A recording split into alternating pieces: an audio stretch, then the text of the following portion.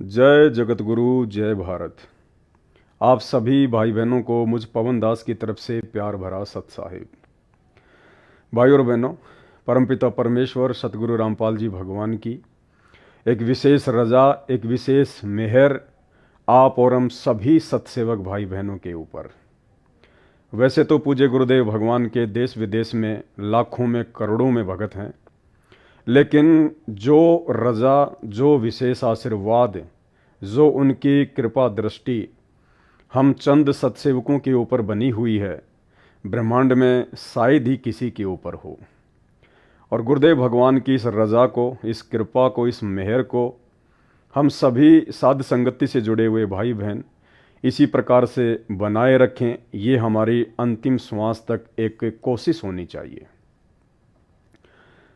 भाई और बहनों, आज का वीडियो हम शुरू करें उससे पहले पूज्य गुरुदेव भगवान का जयकारा लगाएंगे, उनकी स्तुति करेंगे, परमेश्वर जी से आशीर्वाद प्राप्त करेंगे। बंदी छोड़ सतगुरु रामपाल जी परमेश्वर जी की जय हो।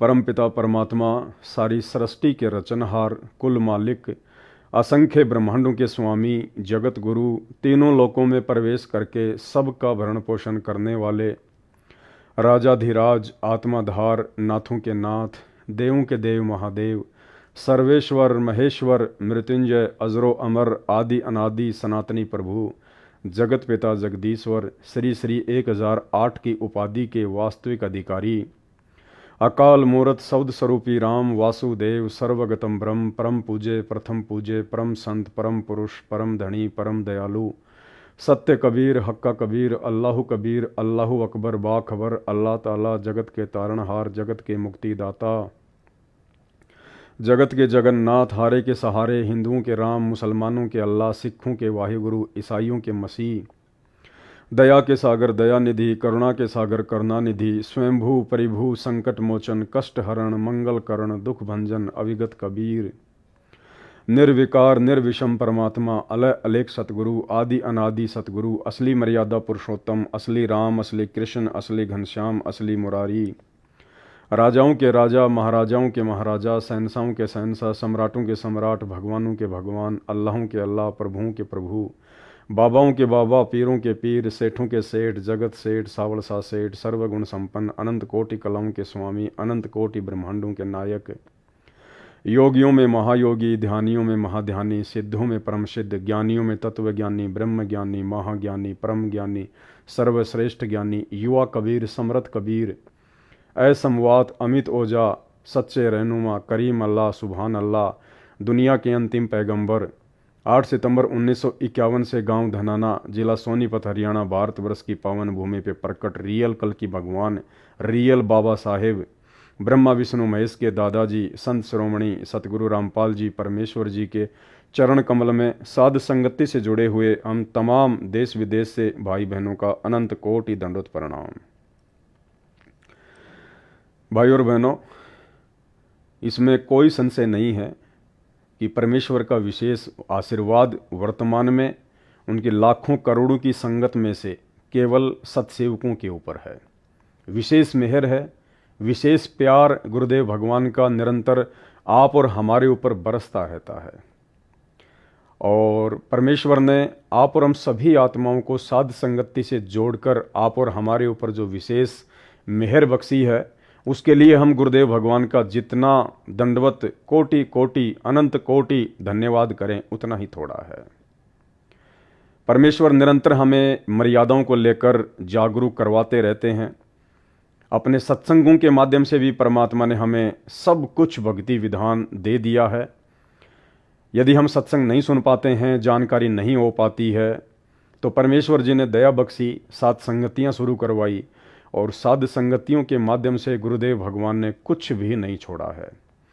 छोटी से छोटी, बड़ी से बड़ी जानकारी, हर प्रकार की शंकाओं का समाधान, भक्ति मार्ग में कौन से भक्ति विरुद्ध कर्म करने से गुरुदेव भगवान नाराज होंगे और कौन से भक्ति के अकॉर्डिंग सत्कर्म करने से गुरुदेव प्रसन्न होते हैं, इन तमाम जानकारियों से परमेश्वर ने साध संगति के वीडियो के माध्यम से हमें रूबरू करवा दिया है। अब यदि कोई अपनी गलती से मर्यादाएं तोड़ता है, परमेश्वर के विधान को तोड़ता है, तो ये उसकी अपनी कमजोरी होगी, परमात्मा का इसमें कोई दोष नहीं होगा। भाई और बहनों, बहुत बड़ी मेहर है परमेश्वर जी की, और लगातार परमात्मा हमें साथ संगति के माध्यम से नित नई जानकारियाँ उपलब्ध करवाते ही रहते हैं। और काफ़ी समय पहले आप और हम सभी भगत भाई बहनों ने एक संकल्प लिया था कि आज के बाद जब हमें गुरुदेव भगवान की पहचान हो चुकी है, हमें उनका भक्ति विधान, भक्ति संविधान पूर्णतया समझ में आ चुका है उन्हीं के आशीर्वाद से, उसके बाद में हम पूर्णतया अपने गुरुदेव के ऊपर ही आश्रित रहेंगे। ये हमने एक संकल्प लिया था। चाहे समस्या छोटी आओ, चाहे समस्या बड़ी आओ, ज़रूरत चाहे छोटी हो चाहे बड़ी हो, चाहे पैसे की हो, हम किसी के आगे हाथ नहीं फैलाएंगे। जैसे हम लोगों ने पहले उपदेश भी ले रखा था, लेकिन इतना ज्ञान नहीं था, इतनी जानकारी नहीं थी, जिसके चलते छोटी छोटी आवश्यकताओं के लिए हम समाज में अपने रिश्तेदारों के आगे, अपने भाई बंधुओं के आगे और अपने ही गुरु भाई बहनों के आगे हाथ फैला दिया करते थे। लेकिन अब हम सभी सत्सेवक भाई बहनों ने ये संकल्प लिया है कि आज के बाद यदि मेरे जीवन में किसी भी प्रकार की कोई भी समस्या आएगी, कोई भी संकट आना होगा, तो मैं अपने गुरुदेव परम पूज्य सतगुरु रामपाल जी परमेश्वर जी से ही मेरी हर प्रकार की समस्याओं के समाधान की, संकटों के निवारण की प्रार्थना करूंगा। उनके अलावा मैं किसी के आगे भी हाथ नहीं फैलाऊंगा। यदि मैं भिखारी बनूंगा तो अपने गुरुदेव भगवान का बनूंगा। अब मैं दुनिया का भिखारी नहीं बनूंगा, क्योंकि उनके तत्व ज्ञान से हमें समझ में आ चुका है कि ये पूरी दुनिया, ये 21 ब्रह्मांड मेरे पूज्य गुरुदेव कबीर परमेश्वर सतगुरु रामपाल जी भगवान का भिखारी है। दाता एक राम, भिखारी सारी दुनिया। और नित्य नियम में गुरुदेव हमें पढ़ाते हैं कि गुरु समान दाता नहीं और याचक शिष्य समान। याचक यानी मांगने वाला, प्रार्थना करने वाला, भिखारी। गुरु समान दाता नहीं और याचक शिष्य समान, तीन लोक की संपदा सो गुरु दीनी दान। अब इसके बाद इस भिखारी समाज से, भिखारी रिश्तेदारों से, भिखारी भगत भाई बहनों से भला कौन सी चीज़ हम मांग सकते हैं और कौन सी चीज़ हमें वो दे सकते हैं, जब संसार की सबसे बड़ी संपदा ये नाम उपदेश और अपनी रजा, अपनी मेहर, अपना आशीर्वाद गुरुदेव ने हमारी झोली में पहले से ही डाल दिया है। तो अब हमारे जीवन में चाहे समस्या छोटी हो या बड़ी हो, और यदि कोई समस्या हमारे जीवन में आएगी मर्यादाओं में रहते सहते, तो गुरुदेव भगवान ने कहा कि बेटा, सूली की सज़ा परमात्मा सूल में काट रहा है।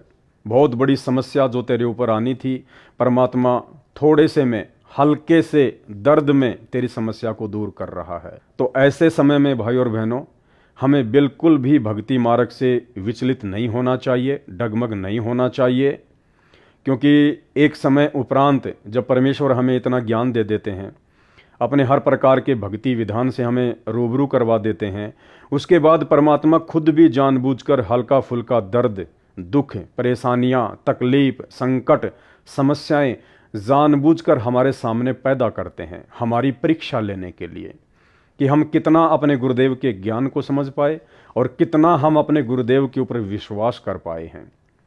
क्या इतने दिनों के बाद, इतने वर्षों के बाद, इतना ज्ञान लेने के बाद भी छोटी छोटी बातों के लिए हम दुनिया के भिखारी बनेंगे, या छोटी छोटी समस्याओं के लिए हम दुनिया के आगे हाथ फैलाएंगे, या किसी और से उम्मीद की आशा करेंगे? इन तमाम बातों को देखने के लिए वो अंतर्यामी परमेश्वर, खैर उन्हें तो पहले से ही सब कुछ पता होता है कि जीव मेरे द्वारा ली जाने वाली परीक्षा में क्या करेगा, क्या नहीं करेगा, किस तरफ ये मुंह उठा के देखेगा, या अपने गुरुदेव से ही हर प्रकार की उम्मीद रखेगा।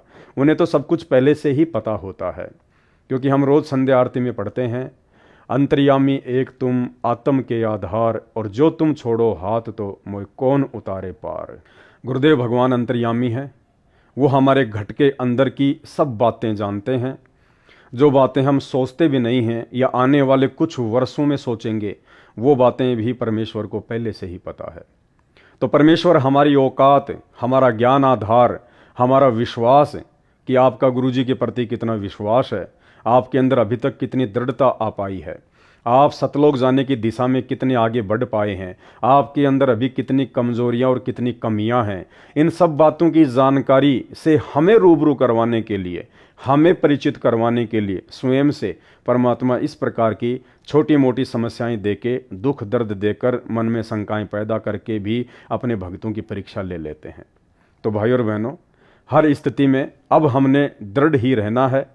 चाहे कितना ही भयंकर काम क्यों ना बिगड़ता दिखाई दे, हमने किसी और के ऊपर अपने गुरुदेव के अलावा उम्मीदों की नज़रें नहीं टिकानी है।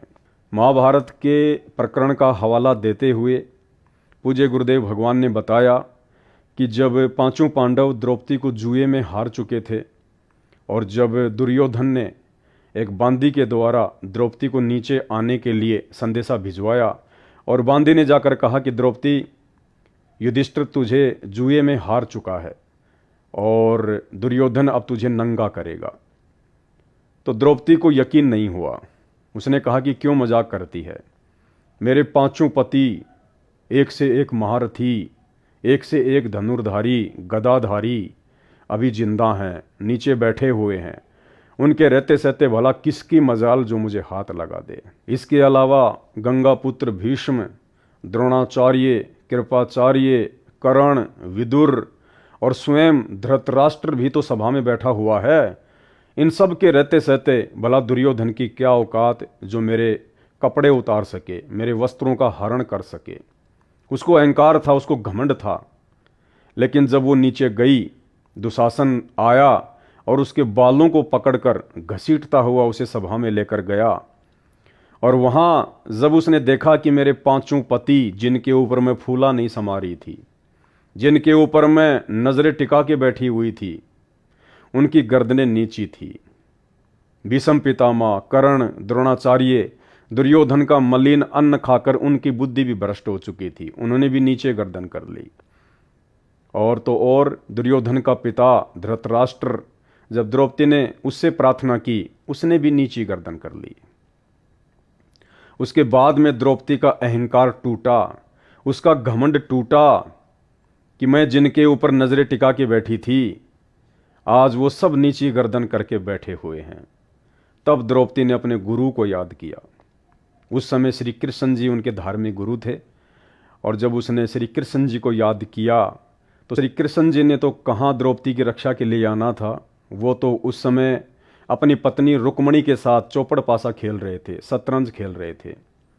लेकिन वो गुरुओं का गुरु, जगत गुरु, सर्वसृष्टि रचनहार, हम सब जिनकी आत्माएं हैं, कभी न कभी किसी न किसी जन्म में हम उनकी शरण में रह चुकी हैं, उस परमेश्वर को सबकी चिंता है। और वो परमेश्वर, वो असली मुरारी, वो कबीर देव भगवान जो वर्तमान में परम पूज्य सतगुरु रामपाल जी के चोले में धरती पर प्रकट हैं, उन्होंने सूक्ष्म रूप बनाया और द्रौपदी को निर्वस्त्र होने से बचाया। भाई और बहनों, आज हमने उसी परमपिता परमेश्वर के ऊपर अपनी नज़रें टिका के रखनी है। आज उनके ज्ञान आधार से, उनके आशीर्वाद से हमने सत्संग सुनकर हर प्रकार की बुराइयों से, विषय विकारों से किनारा कर लिया है। अपने पेट पोषण के लिए नेक नीति और ईमानदारी से अपना काम धंधा करते हैं। फालतू में हम ना किसी के पास बैठते हैं, ना उठते हैं, ना किसी के साथ कोई गपशप करते हैं। हर प्रकार की सामाजिक परंपराओं और कुरीतियों से हम दूर हट चुके हैं और ज़्यादा से ज़्यादा समय परमपिता परमेश्वर जी के सत्संग सुनने में, नाम सुमरण करने में ही बिताते हैं और हर प्रकार से उनकी मर्यादाओं का ध्यान रखते हैं। तो ऐसे में परमात्मा भी हमारा ध्यान रखेगा। लेकिन हमने थोड़ा सा विचार करना पड़ेगा। जब भी हमारे ऊपर छोटी मोटी कोई समस्या आती है तो हमने इतना ही सोचना है कि मेरे गुरुदेव भगवान की तरफ से ये मेरी परीक्षा है।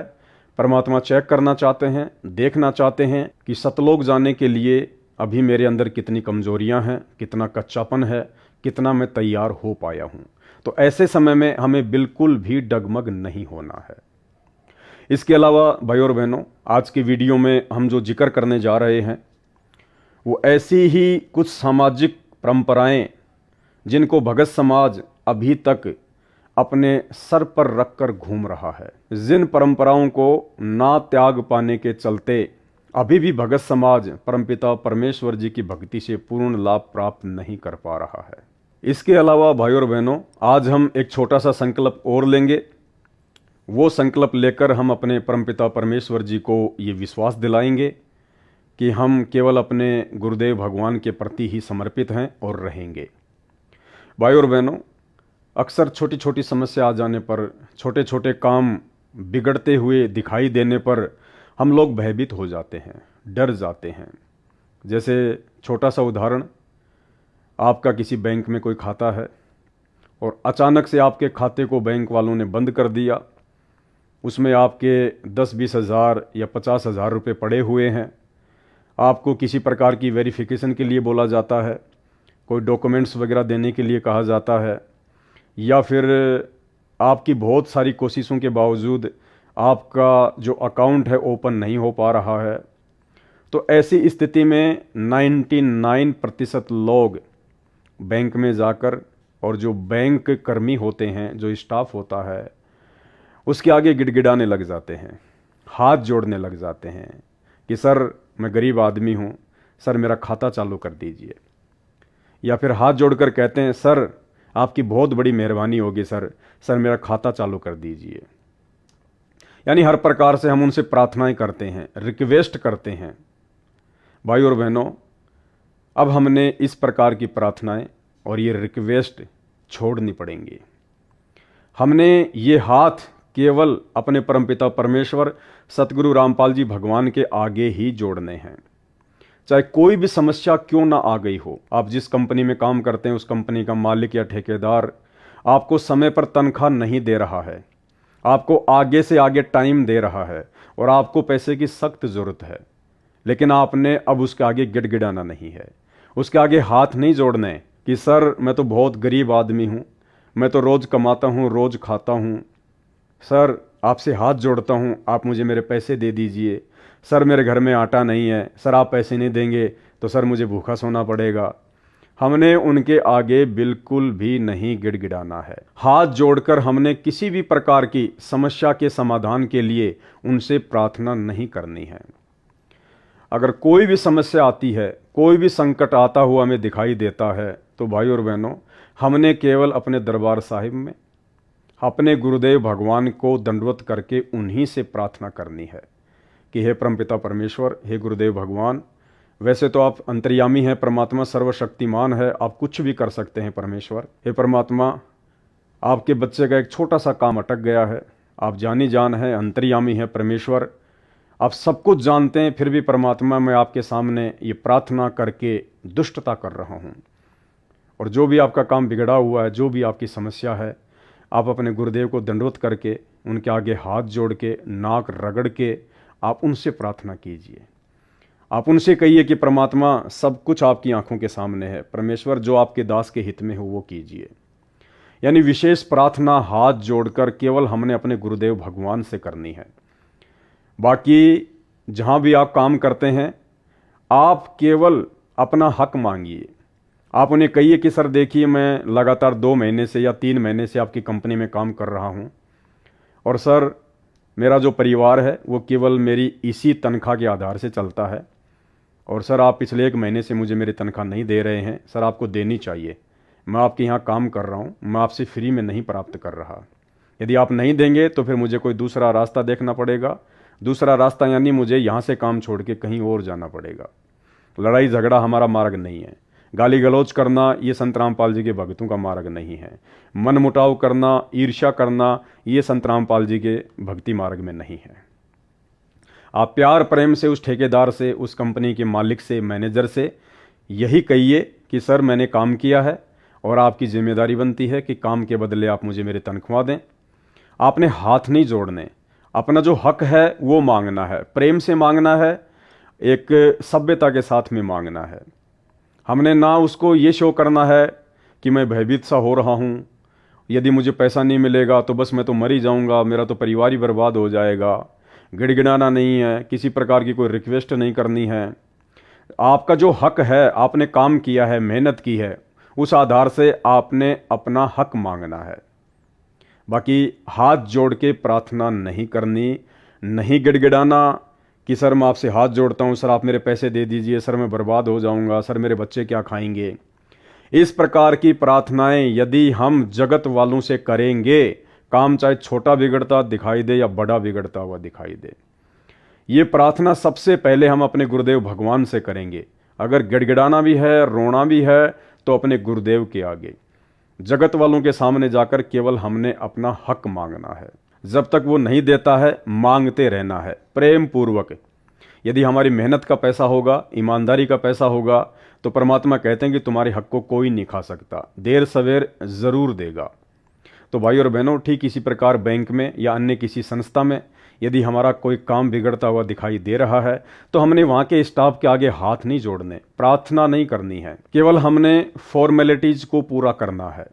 बैंक की जो भी फॉर्मेलिटी है, आपने कोई फॉर्म भरना है, आपने बैंक में कोई डॉक्यूमेंट्स वगैरह सबमिट करना है, या अन्य किसी प्रकार की कोई जानकारी जो बैंक आपसे मांगता है, केवल आपने वो जानकारियाँ देनी है और उनसे कहना है कि सर मैं आपका कस्टमर हूँ और आपको चाहिए कि आप जल्दी से जल्दी मेरे खाते को ओपन करें। आपके द्वारा जितनी भी फॉर्मेलिटीज़ थी सब मैंने पूरी कर दी हैं। अब मैं आपसे यही कहूँगा कि आप जितना जल्दी हो सके आप मेरे खाते को चालू कीजिएगा। हाथ नहीं जोड़ने, गिड़गिड़ाना नहीं है। कोई भी संस्था हो, कोई भी कंपनी हो, कोई भी फैक्ट्री हो, या अचानक से हमें पैसों की ज़रूरत पड़ जाए, तो हमने एडवांस के लिए हाथ नहीं जोड़ने कि सर आप मुझे एडवांस दे दीजिए, सर मेरा काम बिगड़ रहा है। नहीं, आप उनसे कह सकते हैं कि सर मेरे ऊपर थोड़ी सी ऐसी कोई समस्या आई हुई है और मैं आपसे कुछ एडवांस उधार पैसे लेना चाहता हूँ, अगर आप उचित समझें तो आप मुझे दे दीजिएगा। अगर वो देता है तो बहुत अच्छी बात है, क्योंकि आपकी मेहनत का पैसा है। यदि नहीं देता है तो फिर आपने गिड़गिड़ाना नहीं है, हाथ जोड़ के प्रार्थना नहीं करनी है। हर प्रकार की समस्याओं के समाधान के लिए, निराकरण के लिए प्रार्थना, रिक्वेस्ट, रोना धोना, गिड़गिड़ाना केवल अपने गुरुदेव भगवान के आगे। भले आपकी जान क्यों ना जा रही है, भले आपका सब कुछ दांव पे क्यों ना लगता हुआ दिखाई दे रहा है, अब इससे बड़ी समस्या तो नहीं हो सकती ना। ऐसे समय में भी हमने जगत का भिखारी नहीं बनना, जगत के आगे हाथ नहीं जोड़ने, केवल अपने गुरुदेव भगवान के आगे ही रोना धोना, गिड़गिड़ाना, प्रार्थना करना, जो भी आपने करना है अपने गुरुदेव के चरणों में कीजिएगा, क्योंकि हर समस्या का समाधान केवल गुरुदेव भगवान के पास है। अगर वो जगत वालों के आगे रोने धोने, गिड़गिड़ाने से अगर आपको लगता है कि मेरा काम बन गया या बन जाएगा, तो ये आपकी गलतफहमी है। वो काम भी परमात्मा के आशीर्वाद से ही बनेगा, परमात्मा की रजा होगी तो ही बनेगा। अन्यथा आप जी कितना रो लीजिए, धो लीजिए, अगर परमेश्वर नहीं चाहेंगे तो जगत के आगे रोने से आपका 1% काम भी नहीं बनने वाला है। हाँ, जगत वालों से हम हाथ जोड़ के रिक्वेस्ट कर सकते हैं, लेकिन किस चीज़ के लिए? केवल गुरुदेव के सत्संग सुनने के लिए, गुरुदेव के प्रवचन सुनने के लिए, गुरुदेव की शरण में आने के लिए हम उनसे प्रार्थना कर सकते हैं, उनके आगे हाथ जोड़ सकते हैं कि सर जब भी आपको समय मिले मेरे पूज्य गुरुदेव भगवान सतगुरु रामपाल जी के सत्संग अवश्य सुनिए। इस प्रकार की प्रार्थनाएं हम उनसे कर सकते हैं।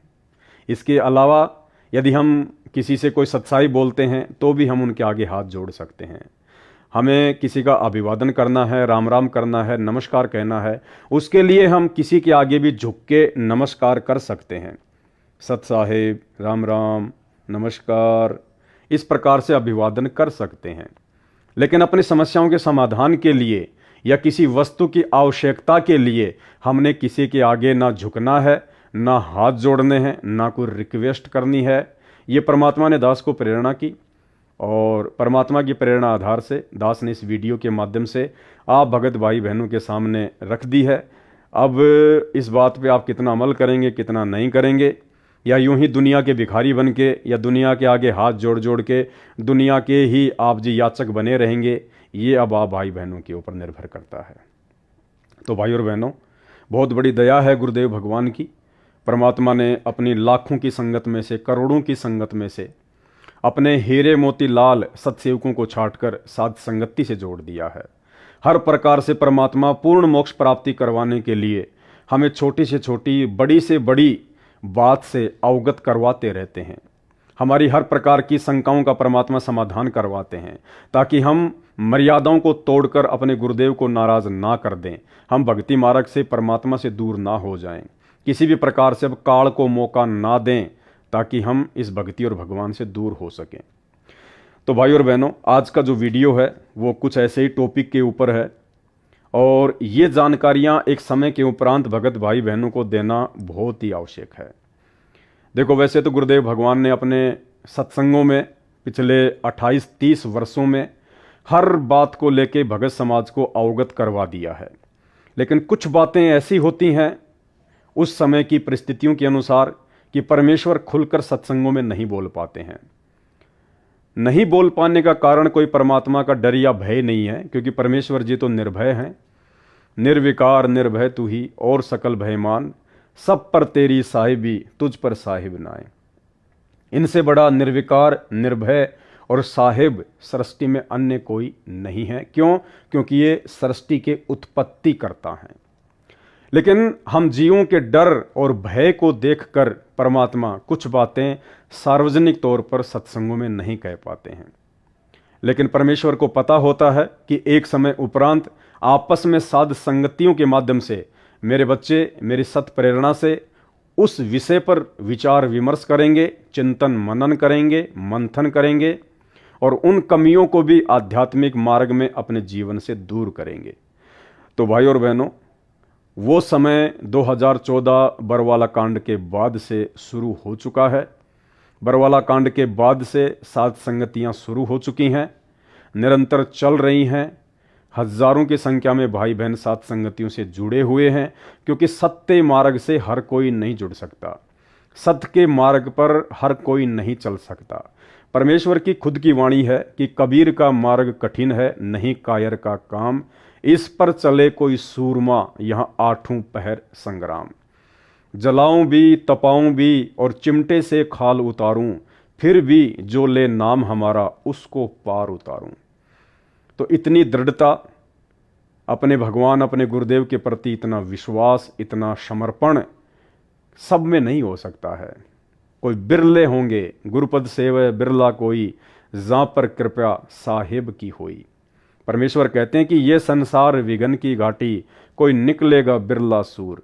चंद आत्माएं होती हैं जो शुरू से लेकर अंतिम श्वास तक अपने गुरुदेव भगवान की ही बनकर रहती हैं।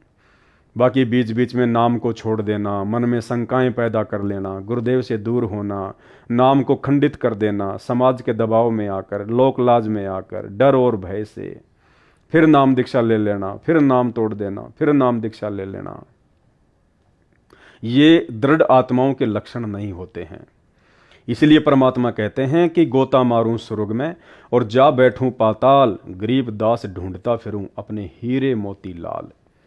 वो हीरे मोती लाल ही होंगे जिनके लिए परमात्मा युगों युगों से मानव शरीर में संत रूप धारण करके भटकते रहते हैं।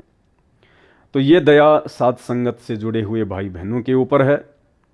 वो मर्यादाएं, वो जानकारियां जो अभी तक सतगुरु रामपाल जी परमेश्वर जी की 90% संगत को पता भी नहीं है कि पूर्ण मोक्ष प्राप्ति के लिए हमें किस कदर मर्यादाओं में रहना पड़ेगा, किन किन विषय विकारों से दूरी बनानी पड़ेगी, कैसे अपने गुरुदेव भगवान को हमने प्रसन्न करना है, कैसे हमने समाज की लोक लाज मर्यादाओं परंपराओं कुरीतियों रीति रिवाजों से दूर हटना है। इन बातों का अभी तक 90% परम पूज्य सतगुरु रामपाल जी परमेश्वर जी की सतलोक आश्रमों से जुड़ी हुई संगत को आभास भी नहीं है। और दूसरी तरफ यही तमाम प्रकार की जानकारियां साध संगत से जुड़े हुए परमेश्वर के हीरे मोती लाल अपने दिलो दिमाग में बैठा चुके हैं, समा चुके हैं और पिछले कई वर्षों से परमेश्वर की उन तमाम मर्यादाओं को फॉलो भी कर रहे हैं। तो आज का वीडियो सतलोक आश्रमों से जुड़े हुए उन भाई बहनों के लिए है जो भाई बहन सतगुरु रामपाल जी भगवान के मानव धर्म को स्वीकार करने के बाद भी, यानी परमेश्वर रामपाल जी की शरण में आने के बाद भी उन परंपराओं को, जो परंपराएं समाज में गैर नाम दीक्षा वाले जो अभी संत रामपाल जी की शरण में नहीं हैं, जिन्हें जानकारी नहीं है, जो लोग उन परंपराओं के वजन को ढो रहे हैं, नाम उपदेश लेने के बाद हमारे भगत भाई भी उन तमाम परंपराओं को, रीति रिवाजों को उसी प्रकार से ढो रहे हैं। भाई और बहनों, हम रोजाना संध्या आरती में पढ़ते हैं, मन कर धीर बांध ले रे बोरे, छोड़ दे न पछलियों की रीत सतगुरु तारेंगे। रोज पढ़ते हैं हम।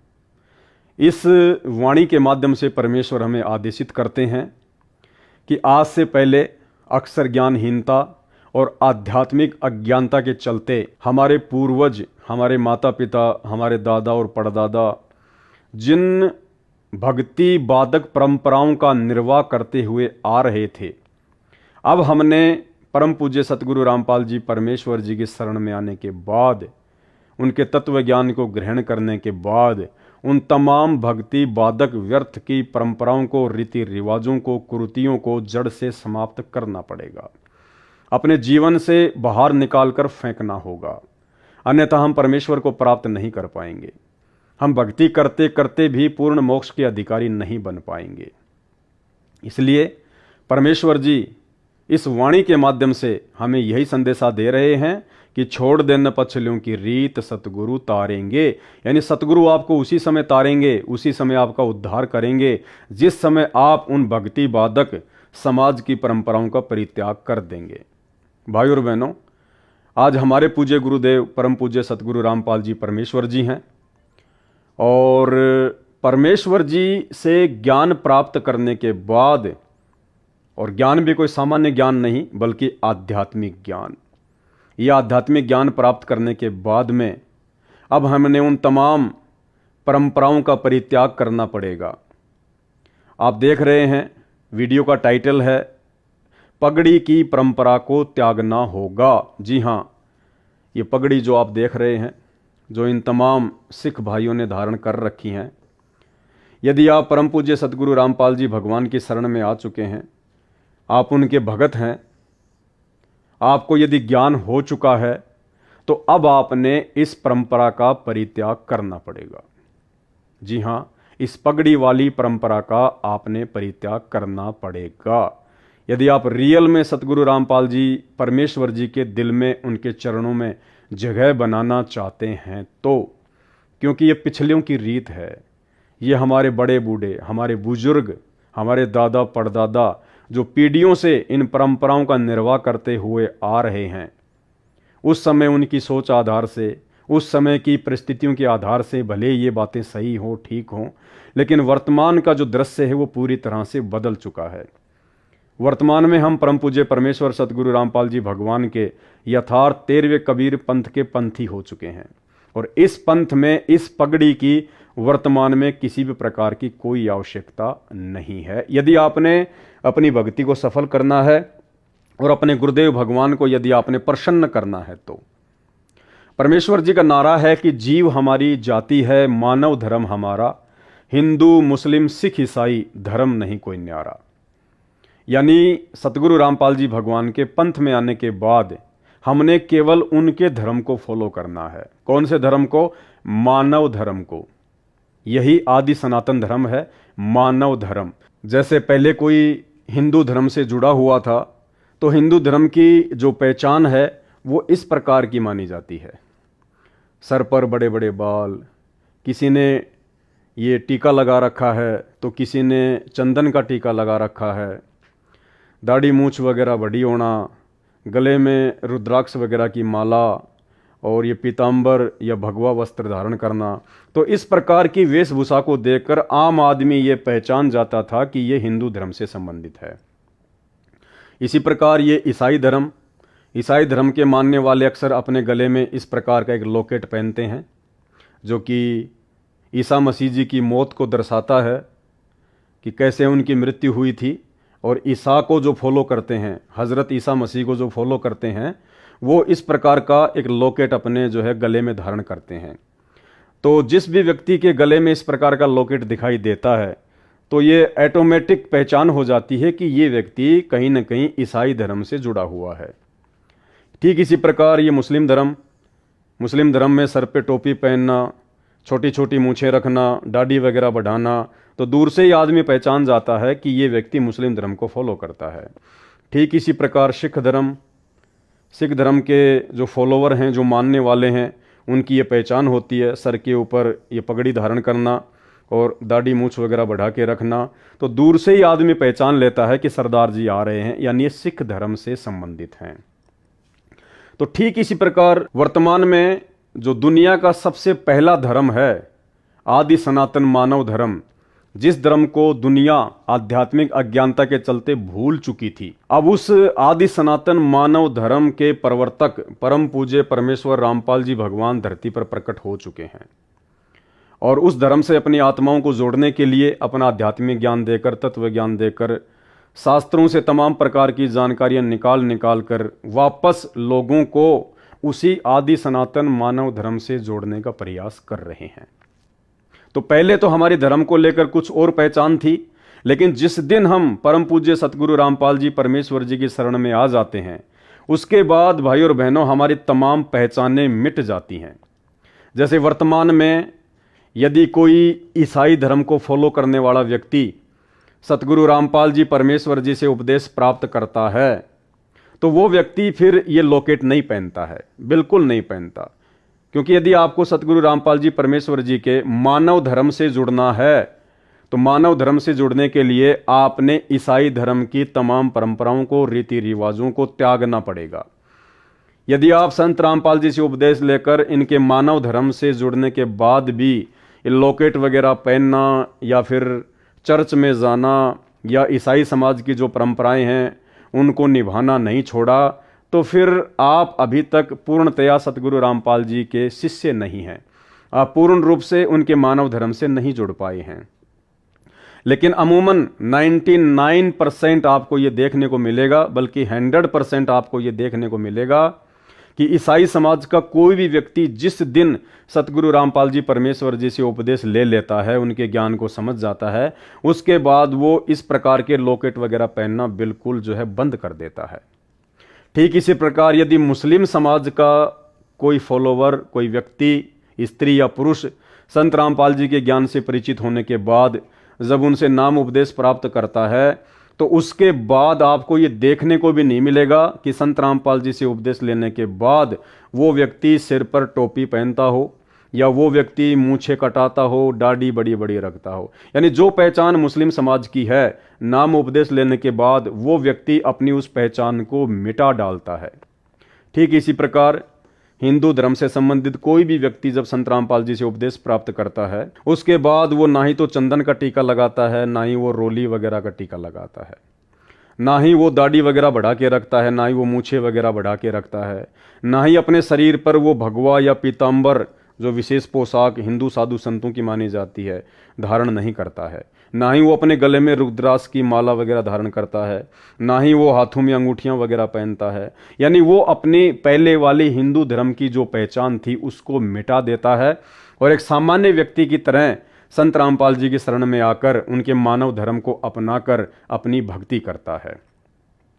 लेकिन भाई और बहनों, जब बात आती है सिख धर्म से जुड़े हुए उन व्यक्तियों की जिन व्यक्तियों ने सतगुरु रामपाल जी परमेश्वर जी से उपदेश प्राप्त कर लिया है, उपदेश प्राप्त करने के बाद भी आपको 90% संत रामपाल जी के वो भगत जो पहले सिख समाज से थे, सिख धर्म को फॉलो करते थे, आज भी वो लोग अपनी उन्हीं परंपराओं को अपने सिर पर ढो रहे हैं। यानी सिख समाज से जुड़े हुए संत रामपाल जी परमेश्वर जी के 90% भगत आज भी इस पगड़ी वाली परंपरा को नहीं त्याग पा रहे हैं। आज भी वो इस पगड़ी को नहीं त्याग पा रहे हैं। आज भी उनके सिर पर आपको पहले की तरह बड़े बड़े केस, बड़े बड़े बाल दिखाई देंगे। आज भी उनके सर पर आपको ये पगड़ी दिखाई देगी। आज भी उनके चेहरे पर आपको बड़ी बड़ी दाढ़ी मूंछ दिखाई देगी। यानी वो लोग जो पहले सिख धर्म से जुड़े हुए थे और उसके बाद सतगुरु रामपाल जी परमेश्वर जी से उपदेश प्राप्त हो चुके हैं, वो तमाम लोग आज भी परमेश्वर रामपाल जी की आरती भी करते हैं, संध्या आरती भी करते हैं। लेकिन उस आरती में जो वाणी आती है कि मन कर धीर बांध ले रे बोरे, छोड़ देना पछलियों की रीत सतगुरु तारेंगे, वो आरतियां जरूर गा रहे हैं, उस वाणी को जरूर गा रहे हैं जो गुरुदेव का आदेश है, लेकिन अपने गुरुदेव के आदेश की पालना वो बिल्कुल भी नहीं कर पा रहे हैं। वो आज भी सिख धर्म की उन्हीं परंपराओं को ढो रहे हैं, उन्हीं परंपराओं का निर्वाह कर रहे हैं। आज भी वो उन्हीं परंपराओं में फंसे हुए हैं। मानव धर्म को अपनाने के बाद भी सिख धर्म से जुड़े हुए भाई बहन अपनी उन परंपराओं का परित्याग नहीं कर पा रहे हैं, जबकि मुस्लिम धर्म से जुड़े हुए तमाम भाई बहनों ने अपनी सारी परंपराएं त्याग दी। मुस्लिम धर्म की जो पहचान थी वो त्याग दी। वो ना सर पे टोपी पहनते, ना वो मूंछ कटा के दाढ़ी रखते, बिल्कुल सिंपल रहते हैं। ईसाई समाज के भाई बहनों ने भी अपनी तमाम परंपराएं त्याग दी। हिंदू धर्म से संबंधित भाई बहनों ने भी अपनी तमाम परंपराएं त्याग दी। केवल सिख धर्म से संबंधित भाई बहन जिन्होंने उपदेश प्राप्त होने के बाद भी अपनी परंपराओं को नहीं त्यागा है। संत रामपाल जी के मानव धर्म को स्वीकार करने के बावजूद भी आज वो पहले वाले धर्म की परंपराओं के अंदर फंसे हुए हैं। अब चाहे वो उनका भय हो, चाहे उनकी लोकलाज हो, या चाहे समाज से बहिष्कार का डर हो, जो भी हो, लेकिन अभी तक उन्होंने इस प्रकार की परंपराओं का परित्याग नहीं किया है। लेकिन असल में होना क्या चाहिए? अब हमारी पहचान सतगुरु रामपाल जी से उपदेश लेने के बाद, इतना ज्ञान समझ में आने के बाद और इतना समय भक्ति को देने के बाद, अब हमारी पहचान वो पुराने वाले धर्म नहीं होनी चाहिए। अगर आप सिख समाज से हैं तो सिख धर्म आपकी पहचान नहीं होनी चाहिए। ये पगड़ी आपकी पहचान नहीं होनी चाहिए। वो दाढ़ी मूछ आपकी पहचान नहीं होनी चाहिए। सतगुरु रामपाल जी की शरण में आने के बाद अब आप सिख धर्म को फॉलो नहीं करते हैं, आप सिख धर्मी नहीं हैं, आप मानव धर्मी बन चुके हैं। जिस दिन से आप सतगुरु रामपाल जी से उपदेश प्राप्त कर लेते हैं, उसी दिन से आप जी मानव धर्मी बन जाते हैं। और मानव धर्मी व्यक्ति वैसा ही होता है जैसा आपको मानव धर्म को शुरू करने वाले परम पूज्य सतगुरु रामपाल जी भगवान दिखाई दे रहे हैं। बिल्कुल सिंपल, सादा, कोई आडंबर नहीं, कोई दिखावा नहीं, कोई पाखंड नहीं, किसी प्रकार की परंपराओं का बोझ नहीं। तो एक तरफ तो हम दुनिया को समझाते हैं कि हमारे गुरुदेव का नारा है कि जीव हमारी जाति है और मानव धर्म हमारा, हिंदू मुस्लिम सिख ईसाई धर्म नहीं कोई न्यारा। दुनिया को तो हम मानव धर्म से जोड़ने की ओर आगे बढ़ रहे हैं। ज्ञान गंगा पुस्तक लेकर, जीने की राह पुस्तक लेकर दुनिया को समझाते रहते हैं, सारा दिन पुस्तकें बांटते रहते हैं, लेकिन स्वयं अभी भी सिख धर्म में उलझे हुए हैं, उसी धर्म की उन्हीं परंपराओं में उलझे हुए हैं। इसको कहते हैं करनी तज कथनी कथ है, अज्ञानी दिन रात, और कुत्ते जूं भौंकत फिरे, सुनी सुनाई बात। तो भाई और बहनों, अब हमने अपने गुरुदेव को प्रसन्न करना है, उनको नाराज नहीं करना है। गुरुदेव ने हमें अपने आत्म कल्याण के लिए जो भी ज्ञान देना था, जो भी हमें समझाना था, परमात्मा ने सब कुछ बता दिया, सब कुछ समझा दिया है। अब हमने ज्ञान को आधार बनाकर परमेश्वर को प्रसन्न करना है। हमने वो भक्ति विरुद्ध कर्म नहीं करने हैं जिनके करने से गुरुदेव नाराज होते हैं। जिन बातन से गुरु दुख पावे, उन बातों को दूर भगावे। और यदि नहीं छोड़ा हमने इन परंपराओं को, यदि हमने सतगुरु रामपाल जी से उपदेश प्राप्त करने के बाद ये पगड़ी पहनना, लंबी लंबी दाढ़ी और मूछें रखना, यदि आपने नहीं छोड़ा, यदि आपने पहले की तरह सिख समाज की परंपराओं को अपनी पहचान के रूप में ही बनाकर रखा, तो भाई और बहनों, हम बहुत बड़ा धोखा खा जाएंगे। समय तेजी से निकलता जा रहा है। सतलोक की तैयारी के लिए ज़्यादा समय नहीं है।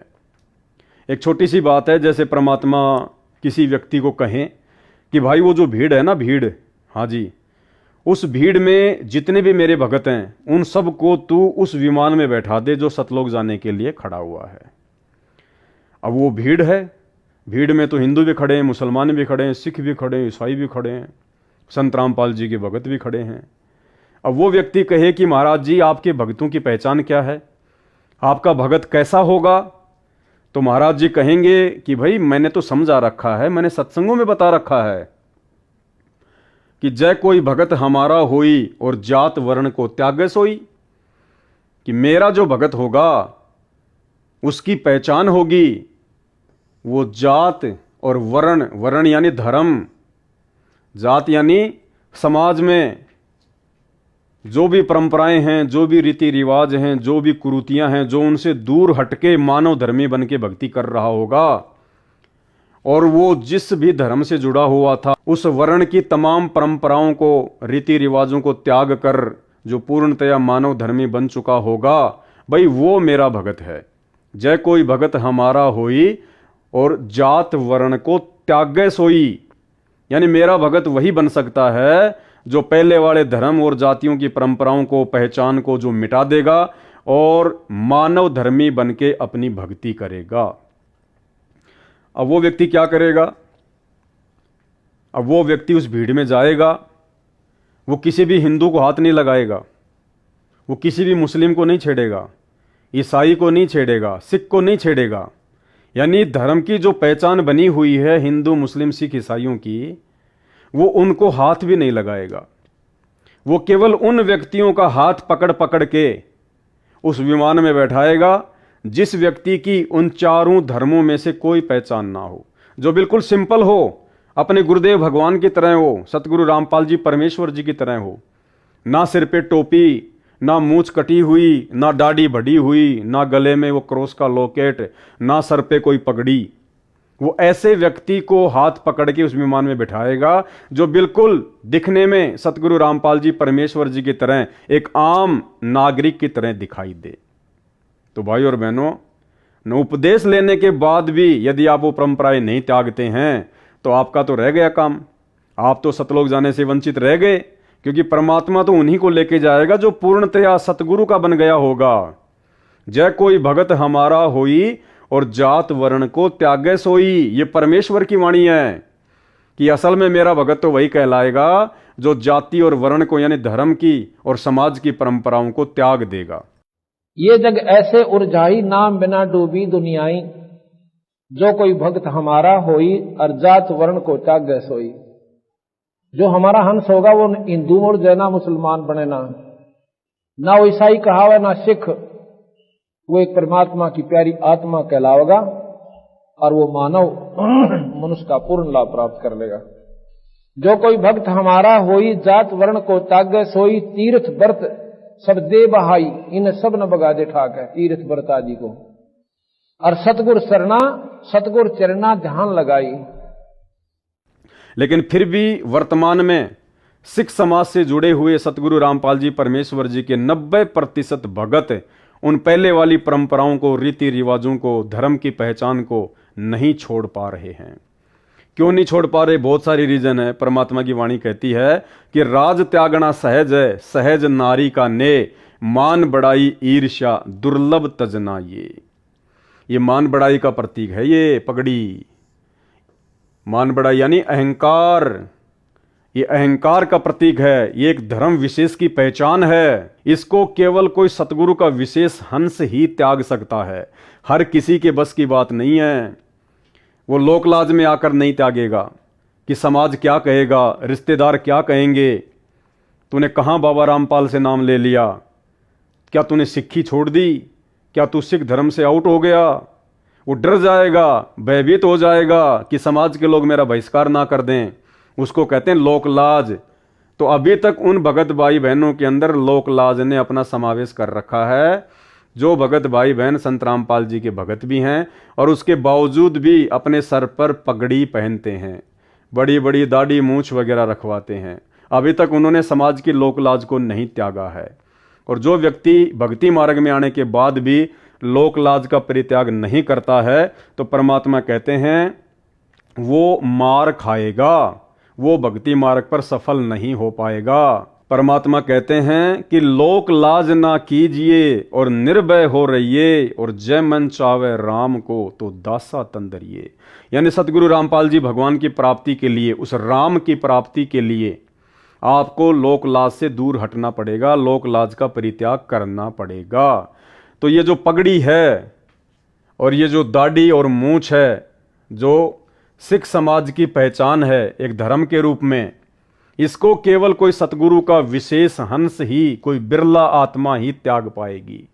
अन्यथा भाई संत रामपाल जी से उपदेश भी ले रखा है और इन तमाम परंपराओं में भी उलझा हुआ है, तो वो भगत कभी जिंदगी में भी सतलोक के दर्शन नहीं कर पाएगा, क्योंकि ये मान बड़ाई का प्रतीक है। ये इतनी आसानी से नहीं छूटती हैं। ये अहंकार का प्रतीक है, एक धर्म विशेष की पहचान है।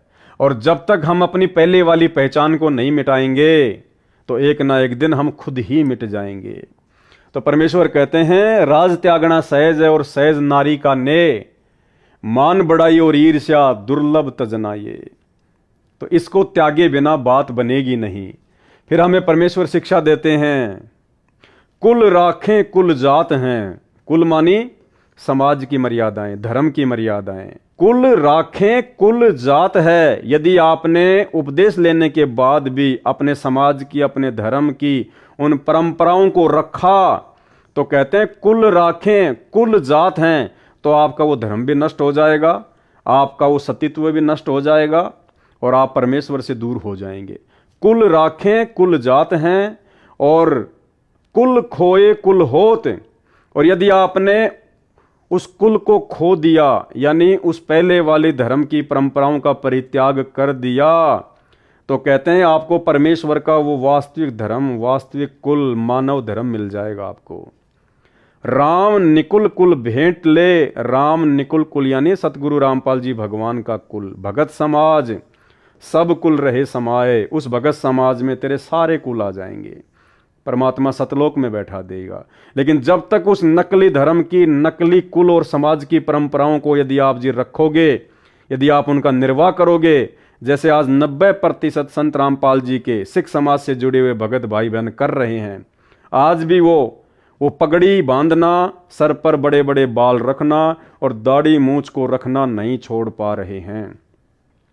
आप सतलोक आश्रम की तरफ से पंजाब में जो 2 आश्रम खोले गए हैं, सतलोक आश्रम खमाणों और सतलोक आश्रम धूरी, जब भी आप वहाँ जाकर देखेंगे या यूट्यूब पर आप उनके जो प्रोग्राम होते हैं उनके वीडियो देखेंगे, तो आपको आज भी पता चलेगा कि 90% वो भाई बहन जो संत रामपाल जी से उपदेश प्राप्त कर चुके हैं, जो पहले सिख समाज से थे, आज भी उनकी पहचान में किसी प्रकार का कोई बदलाव नहीं आया है। आज भी यदि वो समाज में कहीं पे खड़े हुए दिखाई देंगे तो लोग उनको सिख ही समझेंगे, लोग उनको मानव धर्मी नहीं समझेंगे, उनको संत रामपाल जी का भगत नहीं कहेंगे उनको, क्योंकि अभी तक उन्होंने अपनी पहले वाली पहचान को नहीं मिटाया है।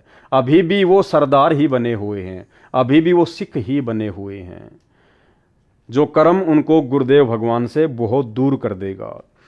जीव हमारी जाति है, भाई हमारी जाति है जीव, हम 2 कोटि के इंसान हैं, 2 कोटि के प्राणी हैं हम। काहे की सिर पे पगड़ी, काहे के सरदार।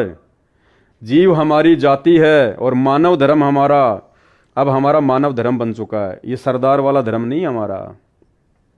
हिंदू मुस्लिम सिख ईसाई धर्म नहीं कोई न्यारा।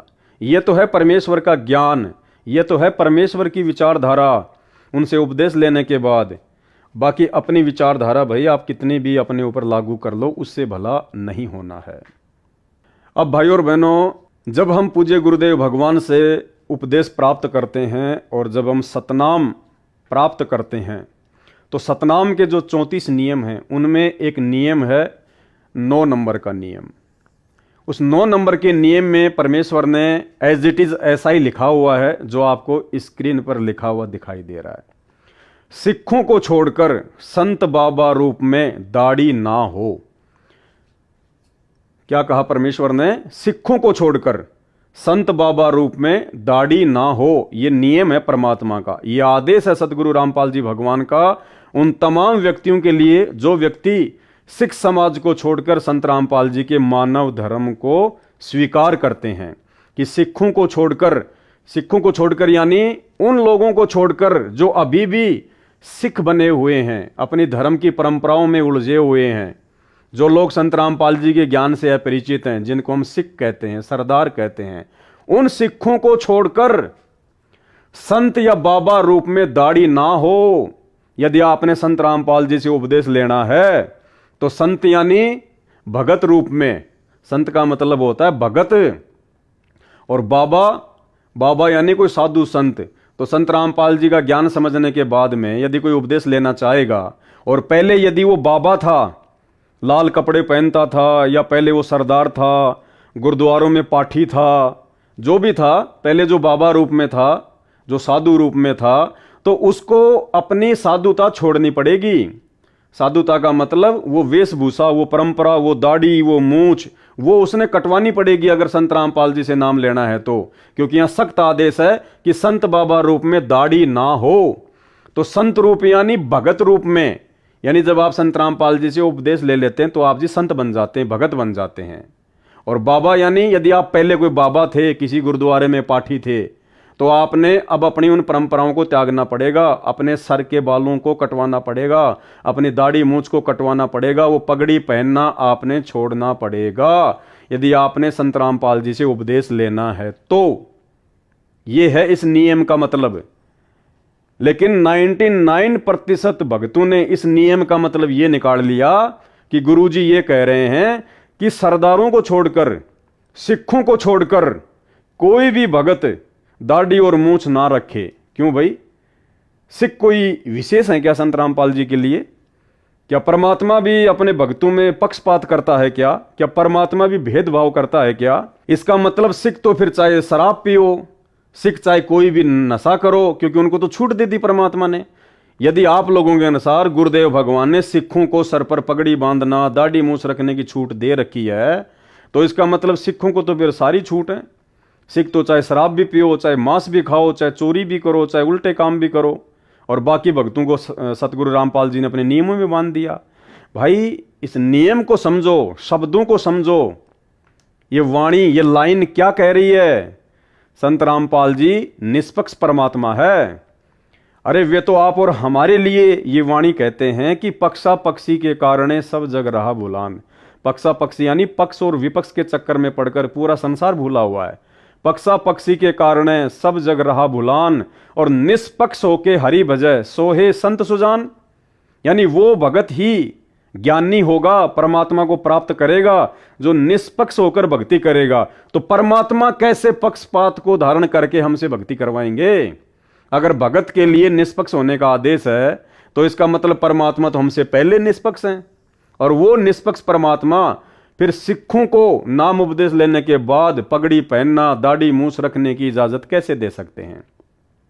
तो वाणी का जो अर्थ है वो ये है कि सिखों को छोड़कर, यानी उन व्यक्तियों को छोड़कर जो अभी भी सिख धर्म को अपना रहे हैं, जो अभी भी संत रामपाल जी के ज्ञान से, उनकी भक्ति से दूर हैं, उन सिखों को छोड़कर संत बाबा रूप में दाढ़ी ना हो। यदि आप सिख समाज से हैं और आपने संत रामपाल जी का संत बनना है, उनका भगत बनना है, तो आपने अब उन परंपराओं को त्यागना पड़ेगा। आपने दाढ़ी वाड़ी को कटवाना पड़ेगा, पगड़ी वगड़ी पहनना आपने छोड़ना पड़ेगा। ये है, यहां संत रामपाल जी ने कहा कि सिखों को छोड़कर, ये नहीं कहा कि सिख भक्तों को छोड़कर, ये शब्द नहीं कहे उन्होंने, खाली कहा सिखों को छोड़कर, ना कि सिख भक्तों को छोड़कर। तो भाई अब आपने उन परंपराओं का परित्याग करना पड़ेगा अगर अपनी भक्ति सफल करनी है। तो आपने सिंपली, यदि संत रामपाल जी का भगत बनना है तो देख लो ये तमाम लोग, ये देख लो तमाम लोग, किसी के सर पे भी आपको ना तो कोई टोपी दिखाई देगी, ना किसी के गले में आपको कोई लॉकेट दिखाई देगा जो ईसाई धर्म में पहना जाता है, ना किसी के सिर पे आपको कोई जो है वो पगड़ी दिखाई देगी, ना किसी के चेहरे पे आपको कोई बड़ी बड़ी दाढ़ी दिखाई देगी।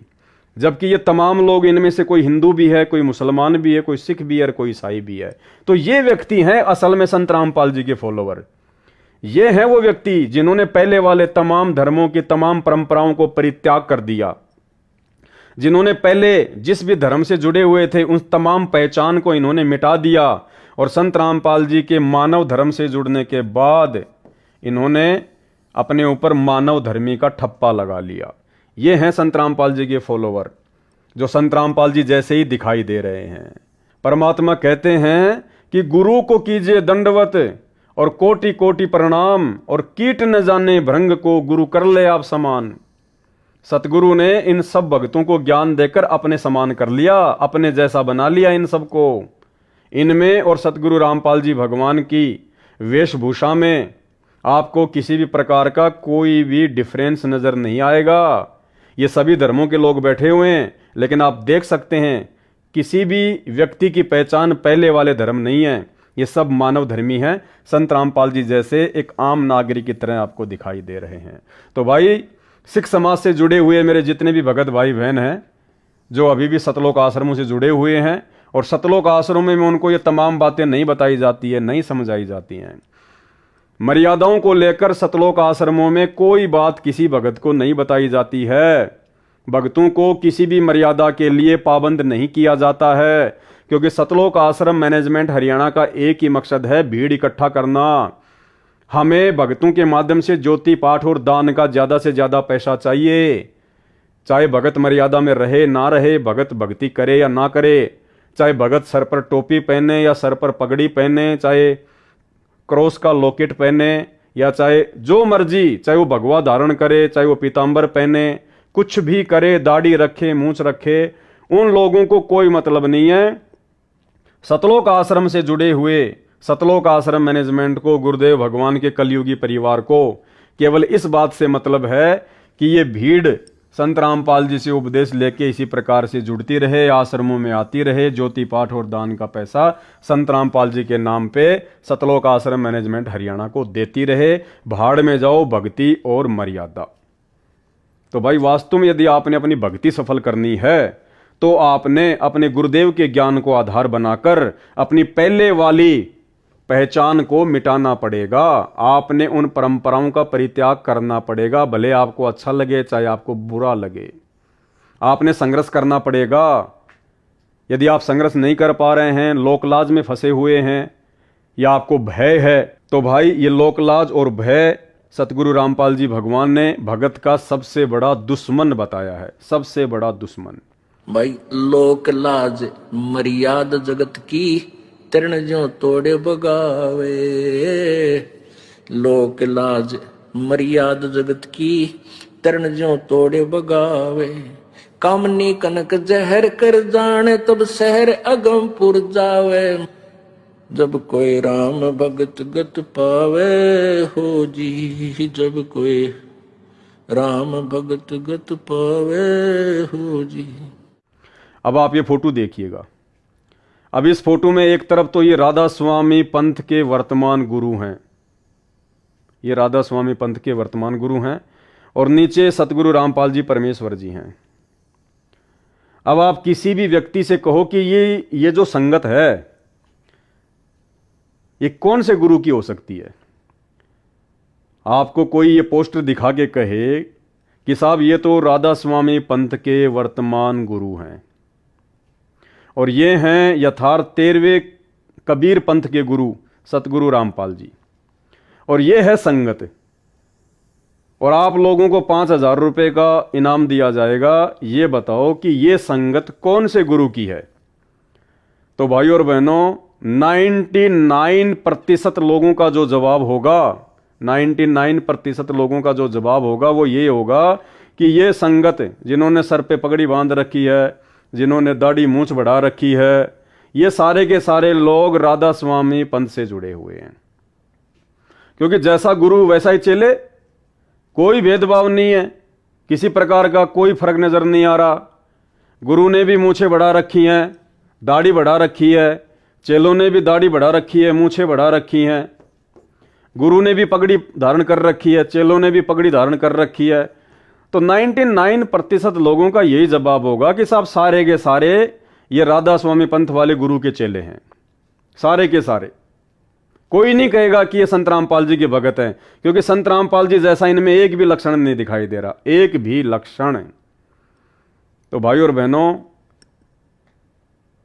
आपकी पहचान क्या है? आपका गुरु तो कह रहा है कि मैं अपने भगत को धीरे धीरे धीरे धीरे अपने जैसा बना लूंगा, कि गुरु को कीजिए दंडवत और कोटि कोटि प्रणाम, कीट न जाने भृंग को गुरु कर ले आप समान। लेकिन आप अपने गुरुजी के समान होना ही नहीं चाहते, आप अपने गुरुजी के जैसा बनना ही नहीं चाहते। या तो आपको ज्ञान नहीं है या आपको इन आश्रमों में ज्ञान करवाया नहीं जाता है। तो भाई और बहनों, अगर भक्ति सफल करनी है तो तमाम पहले वाली परंपराओं को त्यागना पड़ेगा। आप चाहे सिख समाज से हैं, चाहे मुसलमान समाज से हैं, पहले आप जो मर्जी करते थे, कुछ भी धारण करते थे। अब यदि आप संत रामपाल जी के मानव धर्म से जुड़ गए हैं तो आपने मानव धर्मी बनना पड़ेगा। और मानव धर्मी कैसा होता है ये आप संत रामपाल जी को देख लो, इनके चेहरे को देख लो, इनके सर को देख लो, इनकी वेशभूषा को देख लो। आपने ऐसा बनना पड़ेगा, अपनी वेशभूषा में, अपने पहनाव में आपने बदलाव करना पड़ेगा। यदि परमात्मा प्राप्ति करनी है तो बाकी ड्रामेबाजी चाहे कितनी करते रहो, सतगुरु रामपाल जी भगवान आपको जबरदस्ती नहीं कहेंगे कि तू भाई तेरी पगड़ी उतार दे या तेरे को आश्रम में नहीं आने देंगे, तू अपनी दाढ़ी मूछ कटवा के आना अब की बार, नहीं तेरे को आश्रम में नहीं आने देंगे। वो आपकी मर्जी, आपकी मौज। क्योंकि जब आप सृष्टि रचना पढ़ेंगे तो आपको यह भी पता चलेगा कि काल का और परमात्मा का एक एग्रीमेंट हुआ था। जिसमें काल ने परमात्मा से कहा था कि गुरुदेव, हे परमात्मा, आप नीचे जाके अपना ज्ञान देना, आप अपना भक्ति विधान बताना, जो आपके ज्ञान को स्वीकार करे वो आपका, और जो आपके ज्ञान को स्वीकार ना करे वो काल का। तो इस दास का जो उद्देश्य है और भगवान का जो काल से प्रोमिस है, एग्रीमेंट है, वो यही था। काल ने कहा था कि आप अपना ज्ञान देकर अपना बनाना प्रभु, बाई फोर्स ना करना। जो आपके ज्ञान को मानेगा आपका हो गया, जो मेरी बकवादों में उलझा रहेगा वो मेरा होगा। मैं उसको खाऊंगा, नचाऊंगा, जन्म मृत्यु के अंदर उनको चक्कर कटाऊंगा, उसमें बाधा ना करना। तो भाई परमात्मा जबरदस्ती नहीं करेगा। परमात्मा ने 28-30 साल से खूब तत्व ज्ञान का प्रचार प्रसार कर दिया, खूब भक्तों को दिन रात एक करके इन्होंने सत्संग दे दिए। उसके बावजूद भी यदि आप अपनी भक्ति क्रियाओं में, अपनी वेशभूषा में, अपने रहन सहन में, अपने पहनावे में कोई परिवर्तन लेके नहीं आना चाहते हैं, तो ये आप भक्तों की अपनी मर्जी है। सतगुरु रामपाल जी भगवान जबरदस्ती नहीं करेंगे। भाई घोड़े के आगे घास डाली जा सकती है, खाना ना खाना उसकी भूख और प्यास के ऊपर निर्भर करता है। अब वर्तमान में यदि इस पूरे विश्व में, पूरे ब्रह्मांड में, पूरी सृष्टि में यदि कोई एकमात्र सरदार है जिसको हम सरदार कह सकते हैं। सरदार का मतलब होता है कैप्टन, एक समाज का अगुवा, एक संस्था को हैंडल करने वाला, उसको कहते हैं कैप्टन, सरदार, एक संस्था का मुखिया। तो वर्तमान में इस पूरे ब्रह्मांड का, पूरी सृष्टि का जो सरदार है, जो मुखिया है, जो कैप्टन है, केवल एक ही है जिसने सृष्टि बनाई है, जिसने सब इंसानों को पैदा किया है, कबीर परमात्मा।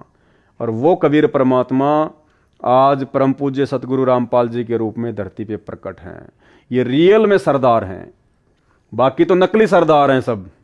पगड़ी पहनना, दाढ़ी मूंछ बढ़ाना, ये तो नकली सरदारों की पहचान है। असल में जिसको हम सरदार कह सकते हैं वो केवल सतगुरु रामपाल जी परमेश्वर जी हैं। और सन 2028 के बाद, क्योंकि सन 2028 का जो समय है वो युग परिवर्तन का समय है, युग परिवर्तन का समय। अब 2024 चल रही है, उसके बाद 2025, 2026, 2027 और 2028, यानी मुश्किल से 4-4.5 साल का समय है। इन 4-4.5 साल के समय में जो भी प्राकृतिक उथल पुथल होने हैं वो हो लेंगे। जितनी भी जनसंख्या का जनसंहार होना है वो हो लेगा।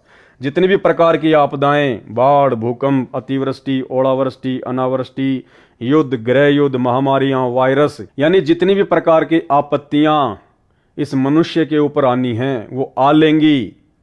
और 2028 के बाद संत रामपाल जी का यथार्थ 13वां कबीर पंथ, संत रामपाल जी का मार्ग, संत रामपाल जी का मानव धर्म, आदि सनातन मानव धर्म पूरे विश्व में फैलेगा, पूरी दुनिया पर छाएगा।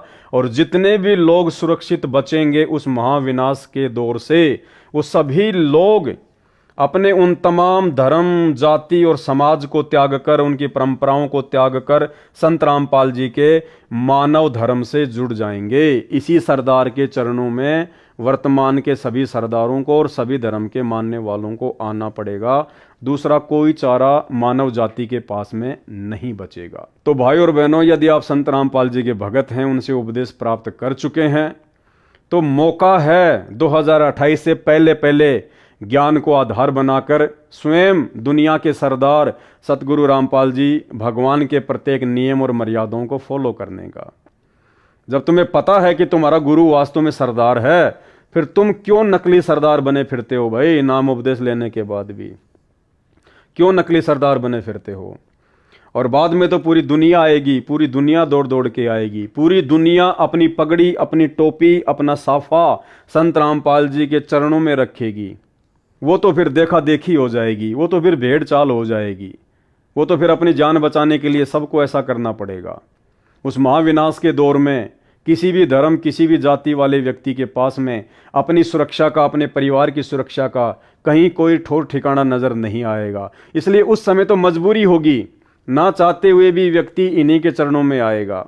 लेकिन असल में यदि आप इनके भगत हैं, इनके ज्ञान को समझ चुके हैं, तो वर्तमान का समय है उनके ज्ञान को समझकर, ज्ञान को आधार बनाकर अपनी तमाम पहले वाले धर्म और जातियों और समाज की परंपराओं को त्याग कर एक भगत बनने का। बाद में तो पूरी दुनिया पलटेगी, उस समय आपका कोई स्थान नहीं रहेगा, कोई विशेष जगह परमात्मा के चरणों में नहीं रहेगी, क्योंकि आप ज्ञान आधार से नहीं आ रहे, आप तो परिस्थितियों के वशीभूत होकर आ रहे हैं। आप डर और भय के वशीभूत होकर अपनी उन परंपराओं को त्याग रहे हैं, जबकि असल में परंपराओं को त्यागना आज है, आज। और रही बात ये सिखों के द्वारा दाढ़ी मूछ रखना वर्तमान में, इसके पीछे की क्या कहानी है, क्या इसकी बायोग्राफी है, यह आपको आसानी से गूगल पे मिल जाएगी।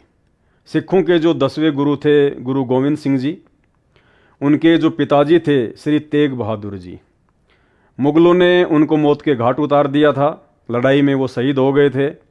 उसका बदला लेने के लिए श्री गोविंद सिंह जी ने अपनी एक सेना खड़ी की थी, जिसको खालसा पंथ के नाम से भी जाना जाता है। और उनकी उस सेना में जो जो लोग भर्ती होते थे, उनके लिए कुछ चीज़ें अनिवार्य थी, जैसे सिर के बाल बढ़े हुए होने चाहिए, दाढ़ी मूछ वगैरह बढ़ी हुई होनी चाहिए, हाथ में आपके जो है एक वो कड़ा होना चाहिए, घुटने तक का जो है एक वो कच्छा होना चाहिए, एक आपके पास में जो है वो कृपाण होनी चाहिए, एक आपके पास में उन बालों के लिए जो है कंगा होना चाहिए, कोम्ब।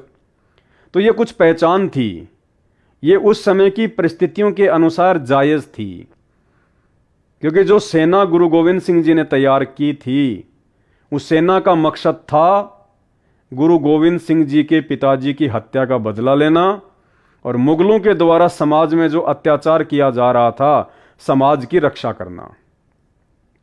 और उस समय जो बाल जो बढ़ाए जाते थे और बालों के ऊपर फिर जो पगड़ी पहनी जाती थी, तो उसका रीजन था कि जब लड़ाई होगी, आक्रमण होगा, युद्ध होगा, अगर सिर पर किसी बंदूक से या किसी लठ से या किसी तलवार आदि से यदि आपको नुकसान पहुंचाने का प्रयास किया जाए, तो काफ़ी हद तक वो बड़े बड़े बाल और बालों के ऊपर वो पगड़ी आपका बचाव कर देगी, आपके सर का बचाव कर देगी। तो उस समय ये ज़रूरी था। कड़ा इसलिए पहना जाता था कि बाय द वे आपके पास में हथियार नहीं है, तो आप जी जो कड़ा है, उस कड़े से आप जी सामने वाले के प्रहार को, आक्रमण को झेल सकें, रोक सकें। कच्छा इसलिए पहना जाता था ताकि वो ढीला ढीला रहे, दौड़ने भागने में, उठने बैठने में दिक्कत ना रहे। कंगा उन बालों को संवारने के लिए था। वो कृपाण एक छोटे हथियार के रूप में था। और वर्तमान में ना तो हिंदुस्तान में कोई मुगलों ने आक्रमण कर रखा है, ना कोई मुगल यहाँ पे कोई अत्याचार कर रहा है। वो परिस्थितियां ही नहीं है वर्तमान में, वो देश काल और परिस्थितियां कुछ और थी। वर्तमान में वो परिस्थितियां नहीं हैं, इसलिए वर्तमान में अब उन चीजों की आवश्यकता भी नहीं है। नमस्कार, आप देख रहे हैं lokmatnews.in। आपके साथ मैं हूं भारती द्विवेदी। 13 अप्रैल 1699 वैशाखी के मौके पर सिखों के 10वें गुरु गुरु गोविंद सिंह जी ने खालसा पंथ की स्थापना की थी। इस मौके पर उन्होंने 5 प्यारों को अमृत छकाकर सिख से सिंह बनाया था और उन्हें पंचककार धारण करवाया था। पंचककार पूर्ण सिख द्वारा धारण किया जाता है। एक ऐसा सिख जिसने गुरु गोविंद सिंह जी द्वारा मिले खंडे बाटे का अमृतपान किया हो, साथ ही नियमानुसार सिख धर्म का पालन करता हो। तो आइए आपको गुरु गोविंद सिंह जी के 5 ककारों के बारे में बताते हैं। सिख धर्म में अमृत चखने वाले सिख को अमृतधारी सिख भी कहा जाता है। ऐसा सिख खास नियमों का पालन करता है और साथ ही धारण करता है ये 5 कराकार: कंघा, कड़ा, कछारा, कृपाण, केस यानी बाल। 5 ककारों में कंघा पहला है। एक अमृतधारी सिख साधारण प्लास्टिक का नहीं बल्कि लकड़ी के कंघे का इस्तेमाल करता है और इसे अपने बालों में पगड़ी के नीचे धारण भी करता है। अमृत पान कराने के बाद ही लकड़ी का एक कंघा दिया जाता है। यह 5 ककारों में अहम माना गया है। कहते हैं कि जब लकड़ी का ये कंघा बालों और स्कैल्प पर इस्तेमाल किया जाता है तो यहाँ रक्त का प्रवाह बढ़ता है। कड़ा। आम लोगों की नज़र में भले ही ये एक लोहे की या अन्य धातु की बनी चूड़ी जैसा हो, लेकिन एक सिख के लिए ये किसी सम्मान से कम नहीं है। ये कड़ा दाहिने हाथ में पहना जाए और केवल एक ही कड़ा पहना जाए, ये नियम है। सिख धर्म में लोहे के कड़े को सुरक्षा का प्रतीक माना गया है।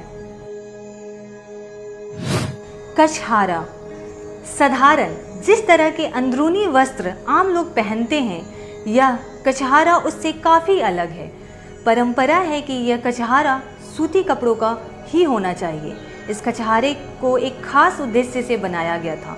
उस ज़माने में जब सिख योद्धा युद्ध के मैदान में जाते थे तो घुड़सवारी करते समय या युद्ध करते समय उन्हें एक ऐसी चीज़ की ज़रूरत थी जो तन को भी ढके और परेशानी भी ना दे। तब कछहारा पहनने की रीति बनाई गई। केश यानी बाल सिख धर्म में होने की पहचान है। गुरु गोविंद सिंह जी के अनुसार केश अकाल पुरख द्वारा एक सिख को दी गई देन है, एक सम्मान है जिसे कभी भी खुद से अलग नहीं करना चाहिए। इसलिए एक अमृतधारी सिख या कायदे से किसी भी सिख को अपने बाल नहीं कटवाने चाहिए। सिर के, दाढ़ी के या शरीर के जिस भी भाग पर बाल है उन्हें सिख धर्म में कटाने की या हटाने की मनाही होती है। कृपान शायद आपने कभी ध्यान भी दिया हो, एक अमृतधारी सिख हर समय अपने कमर की बाईं ओर एक छोटी सी कृपान या कटार पहने रखता है। यह 5 ककारों में से ही एक ककार है जिसे 24 घंटे पहने रखना जरूरी होता है, यहाँ तक कि सोते समय भी।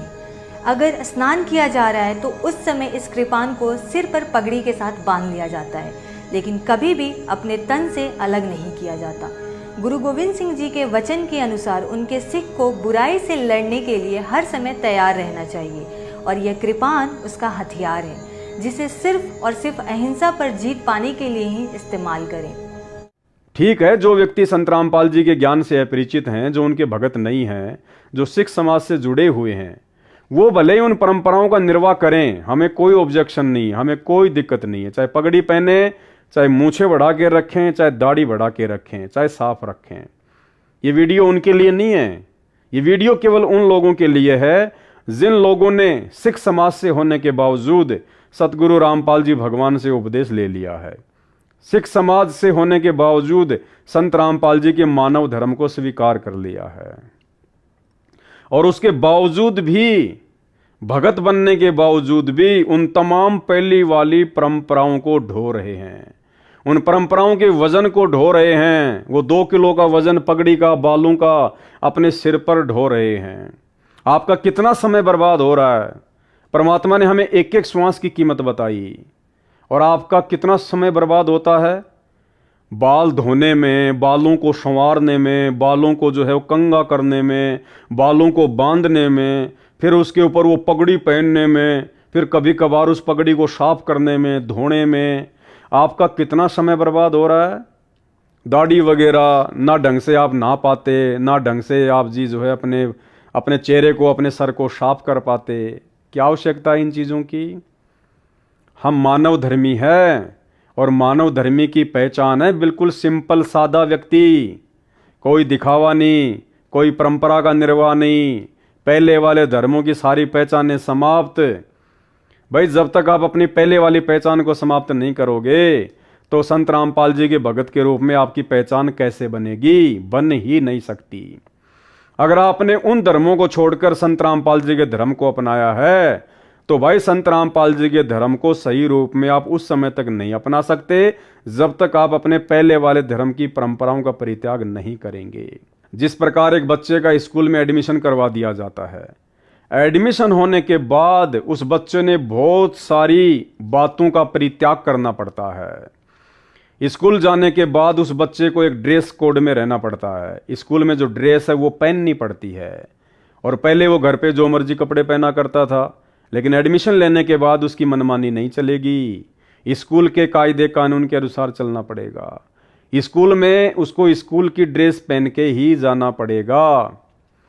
पहले बच्चा घर पर दिन में 4 बार खाना खा लेता था, 5 बार खाना खा लेता था। अब स्कूल में एडमिशन लेने के बाद उसको लंच टाइम में ही लंच करना पड़ेगा। बीच में उठ के खाना नहीं खा सकता, हर आधे घंटे में खाना नहीं खा सकता, यानी अपनी उन क्रियाओं को चेंज करना पड़ेगा। पहले वो घर पर था, उसके नाखून बड़े रहते थे, बाल वगैरह उसके बड़े रहते थे, नहाया तो ठीक है, नहीं नहाया तो ठीक है। अब स्कूल में एडमिशन लेने के बाद में भैया उसको बाल भी कटवा के रखने पड़ेंगे, उसको नाखून भी कटवा के रखने पड़ेंगे। पहले वो गंदे संदे कपड़े पहन के घूमता था, अब उसको साफ सुथरे कपड़े स्कूल में पहन के जाने पड़ेंगे।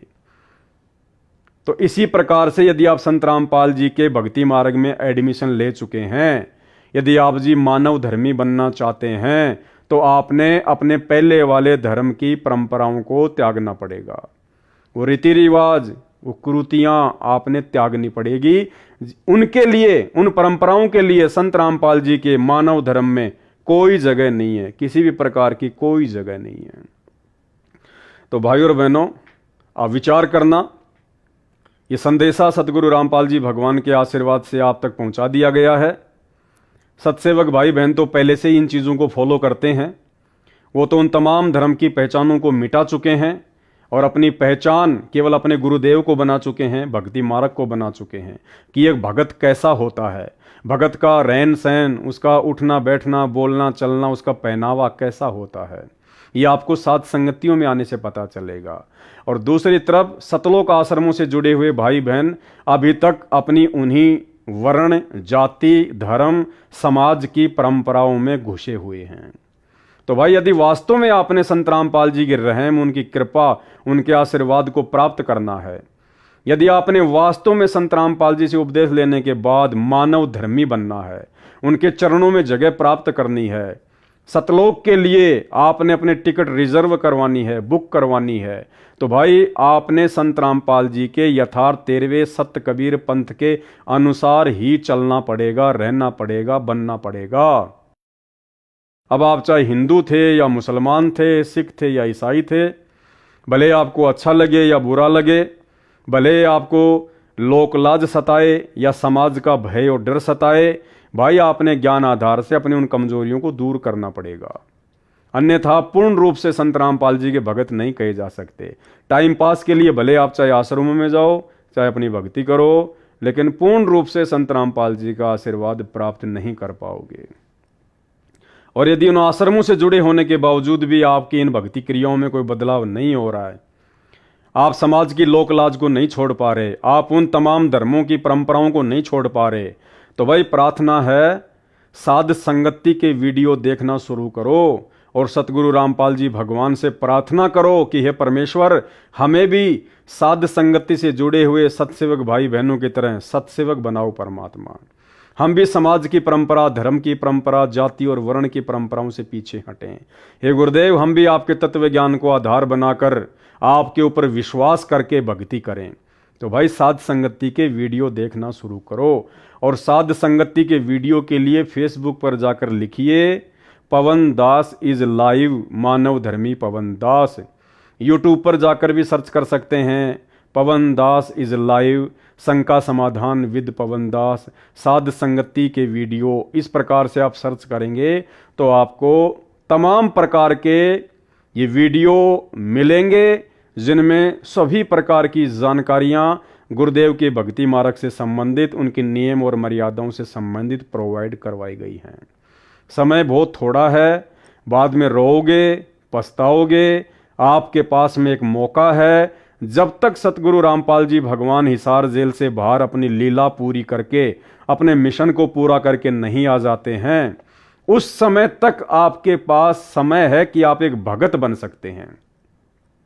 सतलोक जाने के लिए आप जी भगत बन सकते हैं, आपके पास मौका है।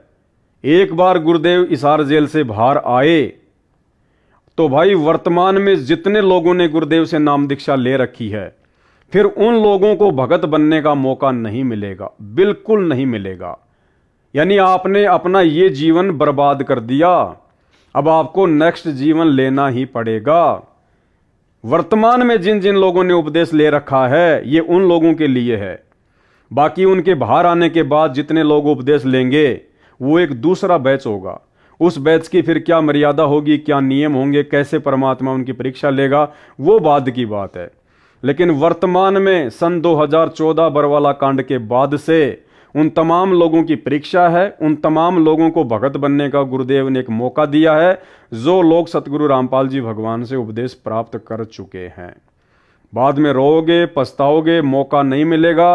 और गुरुदेव के दिल में जगह बनाने के लिए आपको किस प्रकार से भगत बनना पड़ेगा, आपने किन किन परंपराओं को त्यागना पड़ेगा, कौन कौन सी मर्यादाओं को आपने अपनाना पड़ेगा, ये तमाम जानकारी आपको धार्मिक धंधे के रूप में स्थापित हो चुके धनाना आश्रम से लेकर तमाम सतलोक आश्रमों में नहीं मिलेगी, जिंदगी में नहीं मिलेगी।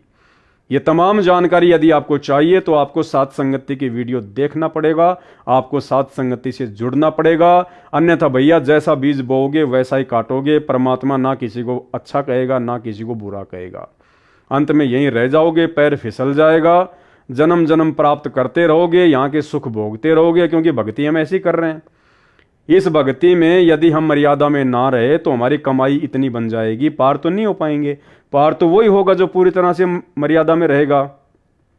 लेकिन मर्यादाओं में ना रहकर भक्ति करते करते हमारी जबरदस्त कमाई हो जाती है इन सत भक्ति मंत्रों से, और फिर हमें बार बार मनुष्य जन्म मिलेंगे, और मनुष्य जन्म बनकर यहीं पे हम धक्के खाते रहेंगे, अपनी भक्ति को बर्बाद करते रहेंगे, और ना जाने फिर क्या क्या कष्ट और मां कष्ट उठाएंगे।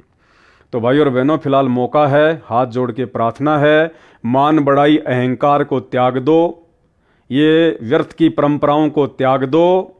यहाँ कोई सरदार नहीं है, सरदार सबका एक ही है। यहाँ कोई मुस्लिम नहीं है, कोई हिंदू नहीं है, कोई ईसाई नहीं है। सबका जनक, सबका बाप, सबका उत्पत्ति करता धरती पर आ चुका है, प्रकट हो चुका है। आने वाले समय में तो पूरी दुनिया इनके चरणों में आएगी, गिड़गिड़ाएगी, नाक रगड़ेगी। दूसरा, धरती पर किसी को कोई ठोर ठिकाना नजर नहीं आएगा। और तुम चंद भाई बहन जिनको गुरुदेव ने मौका दिया, समय रहते अपनी शरण में ले लिया, तुम अगर उन्हीं परंपराओं में उलझे रहे, उसी मान बढ़ाई में उलझे रहे, उन्हीं धर्म के रीति रिवाजों में उलझे रहे और परमेश्वर के मानव धर्म को सही से नहीं अपनाया, तो भैया आपकी भी वही दुर्गति होगी जो वर्तमान में संत रामपाल जी को ना पहचान कर उनसे दूर बैठे हैं। तो एक संदेशा गुरुदेव की सत प्रेरणा से आपको दे दिया गया है। अब आपने सरदार बनना है या आपने भगत बनना है, आपने सिख बनना है या आपने सतगुरु का शिष्य बनना है, ये भाई आपकी अपनी मर्जी के ऊपर निर्भर करेगा। गुरुदेव आपको ना तो ये कहने आएंगे कि बेटा तू ठीक कर रहा है, ना आपको ये कहेंगे कि बेटा तू गलत कर रहा है, क्योंकि 28 वर्षों से गुरुदेव ने ज्ञान दे दिया। वो ज्ञान इसीलिए दिया है कि हम खुद निर्णय कर सकें। कहे कबीर सोई जन मेरा, जो नीर खीर का करे निबेरा। तो आज के वीडियो में केवल इतना ही, आगे फिर आपको जानकारियां देते रहेंगे। तब तक के लिए दीजिए इजाजत। बंदी छोड़ सतगुरु रामपाल जी भगवान की जय हो। बच्चों, आप इन बातों को हल्के बना लो, कति 100 की 100 साची है। आंखों देखिए उस महापुरुष ने अपने मालिक की महिमा गाई है। विश्वास कर लो, दर्द कति आंख मीच लो। अब ब्लाइंड फेथ करना शुरू करो, जो दास बोल रहा, सारे प्रमाण दे दिए। अब आपका समय आ गया है कति शीश देने का। शीश को काट के नहीं चढ़ाना, समर्पित होना। सिर सौंपा गुरुदेव को, सफल हुआ यो शीश। नित्यानंद इस शीश पर आप बसे जगदीश। लल्लो पत्तों का ज्ञान बतेरा दे लिया, अब खरी खरी कहूंगा। और इनको जो सहन कर गया उसका बेड़ा पार है। और जिसके अंदर दोष होगा वो या तो ठीक हो जाएगा ना छोड़ जाएगा इस विषय को। हमने इसे की जरूरत भी नहीं है। अब मैं देखता हूँ जैसे ये बकवाद करी है 11/7 को, ये सारनाम प्राप्त न करी है, ये बकवास उसने की है। अब वो कुत्ते वाली मौत नहीं मरेगा तो और क्या करेंगे ये बताओ। सारनाम ले लिया, कोई परमानेंट टिकट होगी तब उसका कुछ भी ना होगा, बकवाद वैसे करता रहो। बाढ़ में जाओ इसे सस और ऐसे कोऑर्डिनेटर तो अपनी बकवास करते हैं। कर्म बना लो, बकवास छोड़ दो। ये बार बार कहने की बात नहीं है। मुश्किल से मानो शरीर मिला, इसमें तुम वो चौधर में खो दियो और नष्ट करके चले जाइए इस जीवन को। जो आदेश दास का हो, भगत तो वो है, कूदता हूँ गुरुदेव का। रामपाल दास का नाम, गले प्रेम की जेवड़ी, जा खेचो जाओ मैं। तो करो तो बाहू, वापस आ जाऊं तो दूर दूर करो तो जाऊं, जो रखो तो हीरो, जो देवो सो खाऊं। कि एक परमात्मा इस भाव में आओगे ना, वो बात तो बनेगी जब। वैसे ठीक है, दिशा करोगे मालिक रखा को नहीं, ठीक वो मर गए, भक्ति कर रहे थे, हुआ तो उन्हें मिले मिलेगी, और अगले जन्म में हो सके कि राजा महाराजा बन जाए, फिर कर्म फोड़ के फिर कुत्ते बन जाएंगे। तो ऐसे अधीन होना पड़ेगा। आपको जो निर्देश मिले, भैया सेवा छोड़ दे, तुरंत त्याग दे, हाथ जोड़ के खुश होकर, मुंह बढ़ावा नहीं कि देखा है कोऑर्डिनेटर हटा दिया, मैं इतने दिन से सेवा कर रहा था, मैं ये कर रहा था, है वैसे उन दिनों में किया मैंने, जब दुख के दिन त्याग में हटा दिया। तो के राजा था तो के मंत्री लाग रहा था, भले आदमी, सेवा थी, मजदूरी थी, मालिक ने दी, मालिक ने ले ली। खुश होना चाहिए हाथ जोड़ के, भाई फेर दियो चांस, गुरु जी ने कहियो, फिर मौका दे, कोई गलती हो तो सुधारूंगा, सुधारूंगी। ये तो है साधु के लक्षण। और बकवाद करके मुंह चढ़ाकर बैठे, के किसका के बिगाड़ेगा, कल मरेगा कुत्ते वाली मौत से, रहसे की सीट के मारेगा काल। बच्चों, अपने ऊपर रहम ना करते, दास पकड़ लो। मेरा संघर्ष देखो, 27-28 साल हो गए दास में, 1994 से आज तक हिसाब ला लो। और इसलिए कि आप घोर नरक में पड़े हो, इसको सुख मानने बैठे हो। और ये सुख है कितनी समय का पता है आपको? सांस बेरा ना, इस सांस का आवण हो ना हो। ऐसे गंदे लोग में माचे माचे करो हो, अहंकार में सड़ रहे हो। यू काल अफारा भर अफारा कर रखा काल ने, तो हवा पर रखी है, फिर एकदम पलट देगा टायर सा तुम्हारा। आंख खोल लो, आखिर तुझको कौन कहेगा, गुरु बिन आत्म ज्ञान, मन नेकी कर ले, 2 दिन काम है मान, मन नेकी। ये कबीर साहब रो रो का गाया करते, खड़े होके तो चौराहों पर, आंखों में आंसू होती थी उनके। ये गाना नहीं था, ये विलाप था। विलाप दास गाता नहीं, आत्मा से रोता है, ऊपर से गा रहा है।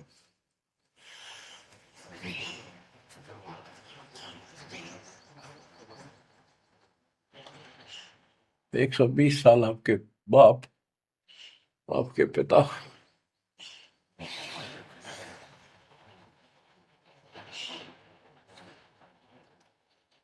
एक झोपड़ी में रहे, गर्मी सर्दी बारिश हो रही, हमारे लिए पड़े रहे, क्योंकि वो आते हमारे को सद्बुद्धि देने के लिए, पर हमारे ऊपर काल का प्रभाव जबरदस्त है। उस काल के प्रेशर को इस आत्मा के ज्ञानता को हटाने के लिए ये सत्संग माध्यम है। भक्ति खूब कर ली, मर्यादा भंग होती रही, तो खाक भक्ति साथ पंचर हो रहा है, हवा भरे जाओ उधर से, फुर होती रहेगी। पहले मर्यादित हो जाओ, पेंतर ला लो सारे, और फिर अपनी थोड़ी हवा आराम से भरो, और देखना सारा काम ठीक हो जाएगा।